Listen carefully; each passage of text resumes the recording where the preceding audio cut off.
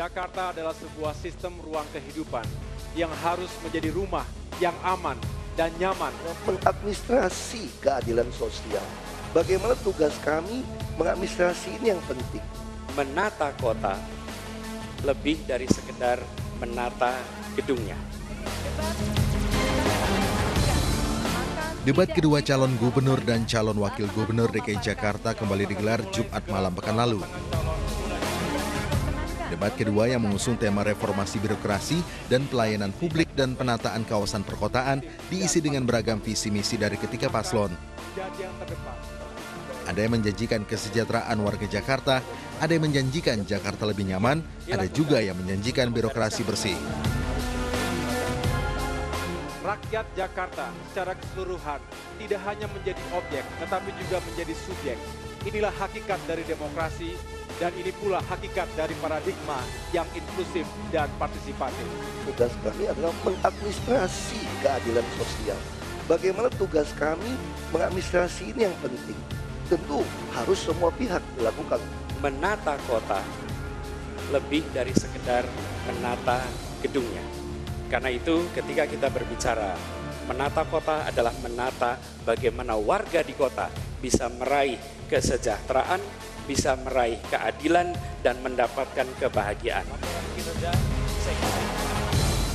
Debat Cagup-Cawagup DKI sempat diwarnai aksi saling sindir dan saling serang dari ketiga paslon. Sindiran pun hingga merambah ke dunia maya.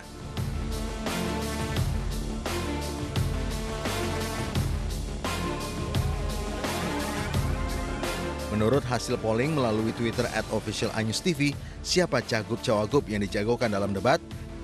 #debat 2 Pilkada JKT. Siapa cagup dan cawagup yang Anda jagokan? Agus Silvi mendapat perolehan suara 12%, Basuki Jarot 40%, dan Anies Sandi 48%. Melihat debat kedua, sudah barang tentu ketiga paslon akan menyiapkan strategi untuk debat ketiga agar bisa meyakinkan warga untuk menentukan pilihannya.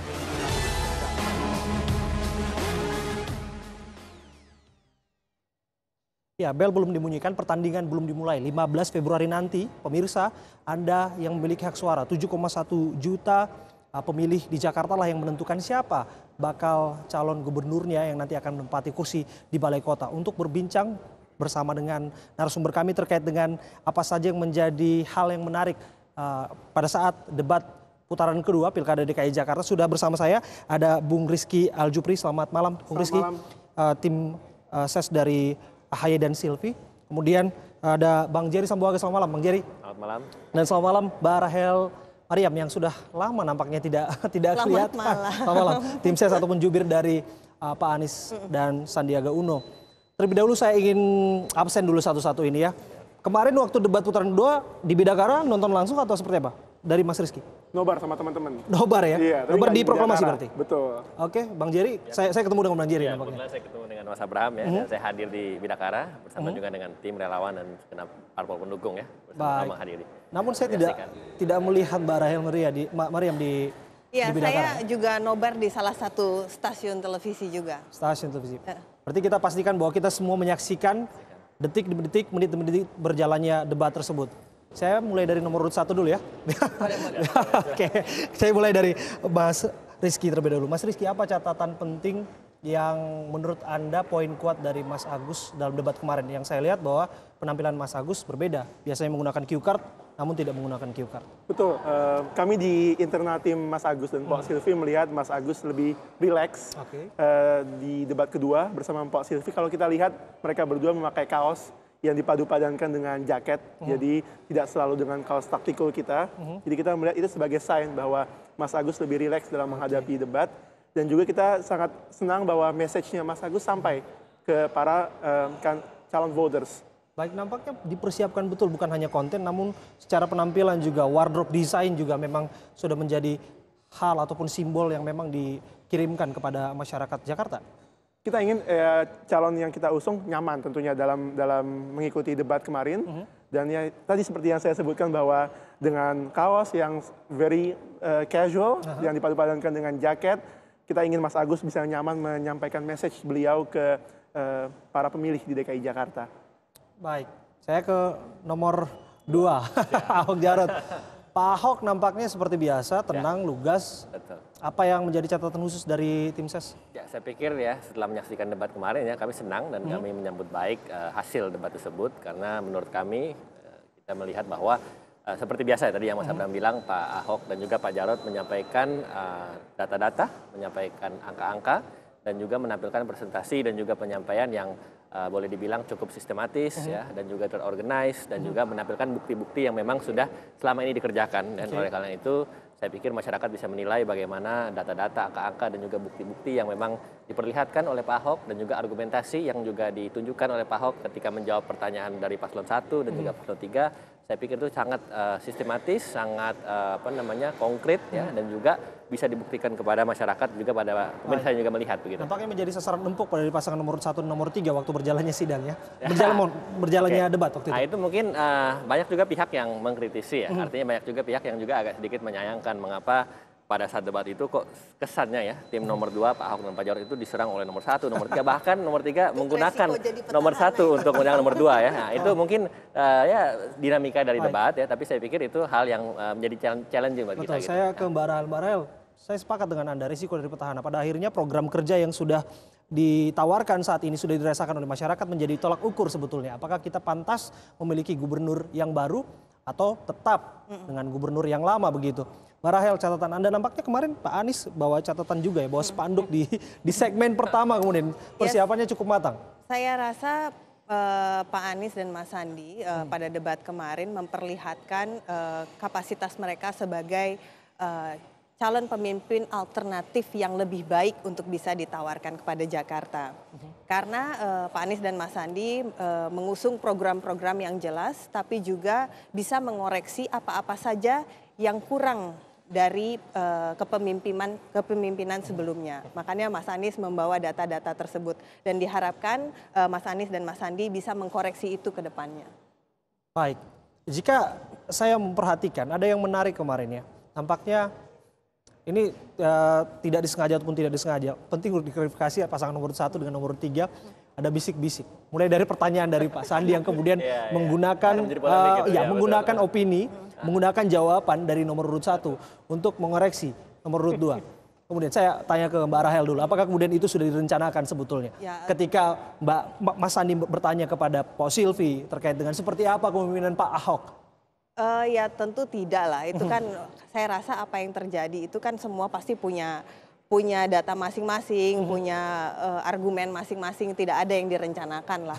Itu terjadi mungkin spontan aja di sana di waktu itu ketika Pak Silvi bilang, wah ini Mas Sandi bicara gini sebetulnya untuk ini gitu. Itu saya rasa itu spontanitas dari Pak Silvi ya. Ya, ke Mas Rizky.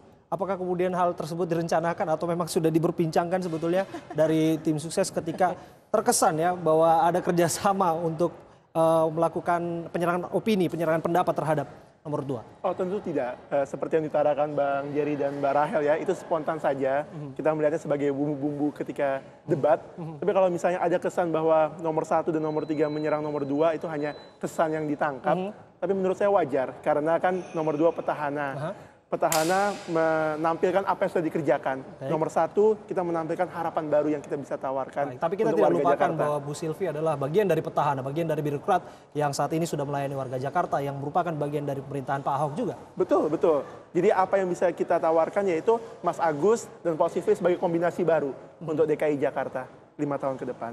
Kombinasi baru. Betul. Namun bukankah kemudian koreksi-koreksi yang diarahkan kepada Pak Ahok juga tidak terasa pada akhirnya juga diarahkan kepada Pak Silvi yang merupakan bagian dari pemerintahan ini? Tentu sesuai dengan bidangnya. Jika kita ingat di masa pemerintahan Pak Basuki, Bu Silvi menjabat sebagai Deputi Gubernur di bidang pariwisata. Betul. Tentu itu Kepala Satpol PP, betul, wali kota di sebelum era Pak Basuki. Betul. Dan tentu pengalaman itu bisa dibawa oleh Pak Silvi selama menjabat sebagai Wakil Gubernur bersama Mas Agus. Mas Jerry, ya, siap. Pak Ahok curhat nggak kepada Bung Jerry terkait dengan apa yang dirasakan dan sampai merenggangkan tangan ya, sebetulnya ini menjadi meme di media sosial ya, terkait dengan apa yang dilakukan oleh Pak Ahok, memicu gelak tawa oleh bukan hanya penonton yang ada di stage waktu itu, bukan hanya penonton yang ada di Bidakara, seluruh pemirsa bahkan netizen. Betul ya. Saya pikir itu menarik ya, karena kami melihat langsung, apalagi saya di situ melihat langsung bagaimana dinamika debat yang kebetulan pada saat itu paslon nomor 1 ya, Bu Silvi hendak mengajukan pertanyaan kepada paslon nomor 3, tetapi sayang waktunya habis. Waktunya habis, tetapi sayangnya paslon nomor 1 tetap ingin maju dan juga paslon nomor 3 juga maju ya pada saat itu Mas Anies ya. Nah, itu dan terkesan bisik-bisik ya waktu itu. Bisik-bisik. Oleh karena itu Pak Ahok mungkin spontanitas saja ingin menunjukkan bahwa loh ini kan peraturannya kalau waktu sudah habis ya baiknya ya memang sudah tidak ada pendekatan atau tidak ada komunikasi lebih lanjut. Ya, baiknya adalah menjawab apa yang sudah memang mungkin terkesan atau tersirat dari. Nah itu makanya itu mungkin dikritisi bahwa ada suatu hal yang perlu diperhatikan soal waktu, manajemen waktu saya pikir penting ya karena memang bagaimanapun juga kalau memang arahannya adalah mengajukan pertanyaan ya seharusnya memang pertanyaan sudah dilakukan sebelum menjelaskan penjelasan-penjelasan yang mungkin sebetulnya tidak perlu dilakukan begitu ya. Nah saya pikir itu menjadi catatan yang baik ya untuk debat. Tapi saya ingin juga menanggapi sedikit yang tadi dibilang soal spontanitas tadi ya, soal pertanyaan dari nomor 3 ke nomor 1 untuk menyerang nomor 2 ya. Saya pikir itu sah-sah saja dinamika dalam debat ya. Tapi justru kami menyambut baik bahwa kalau ada pasangan nomor 3, pasangan nomor 1 ingin bertanya kepada kami selaku petahana. Dan saya pikir itu wajar dan kedua kami justru senang karena kami ingin mengkritisi atau berdebat soal kontestasi gagasan, soal program ya. Ya. Itu saya pikir debat yang sehat adalah seperti itu. Bagaimana kita mengkritisi program masing-masing dan juga bagaimana kita bisa menyikapi apa yang bisa kita lakukan dan kita buktikan gitu. Ya, pertanyaannya sederhana sebetulnya. Bisa tidak dikoreksi gagasannya? Kemudian pertanyaan berikutnya akan kita bahas saat lagi ya. Bung Jerry, Mas Rizky dan Mbak Rahel, kita masih punya banyak waktu lagi. Kami akan kembali dalam Talk to iNews sesaat lagi.